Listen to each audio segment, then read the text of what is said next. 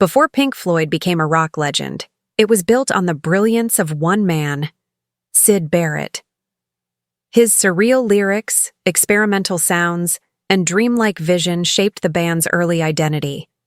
Songs like Arnold Lane and See Emily Play introduced the world to something entirely new, psychedelic rock that felt like art and madness combined. But behind Syd's creativity was a fragile soul spiraling into darkness. Roger Waters, Barrett's bandmate and longtime friend, still remembers those early days vividly.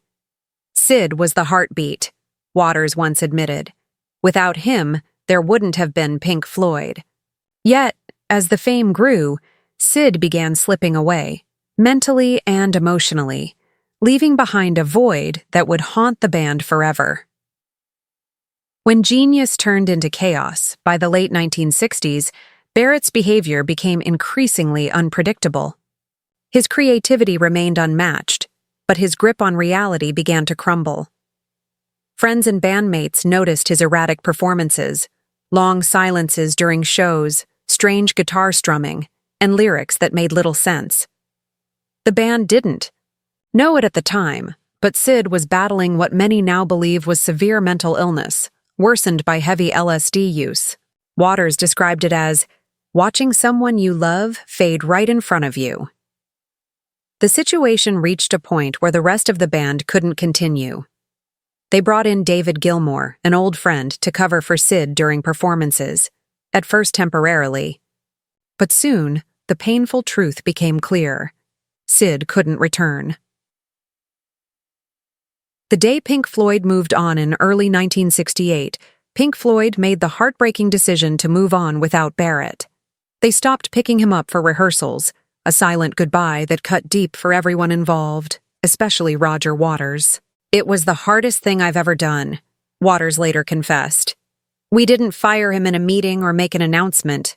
We just stopped showing up." That unspoken farewell haunted the band for decades. Every song that followed, every success they achieved carried the shadow of the man who started it all, the ghost of Syd Barrett lives. Even after leaving the band, Barrett's spirit never left Pink Floyd. His struggles inspired some of their most haunting works. The classic album Wish You Were Here was written as a tribute to Syd, especially the song Shine On You Crazy Diamond. During the recording, Barrett unexpectedly showed up at the studio, overweight, with a shaved head, barely recognizable. The band was stunned. Roger later revealed, "It was like seeing a ghost." That day became one of the most emotional moments in their career. After that, Barrett withdrew from public life completely, spending the rest of his days in Cambridge, painting and gardening, far from the fame that once consumed him. Roger Waters' heartfelt reflection. Now, decades later, Roger Waters still carries that pain. He's spoken in interviews about how he wishes he could have done more to help Syd. But back then, they didn't understand mental illness the way we do now. "We were just kids," Waters said. "We didn't know what to do. I'll always regret that." For Roger, Syd wasn't just a bandmate, he was family.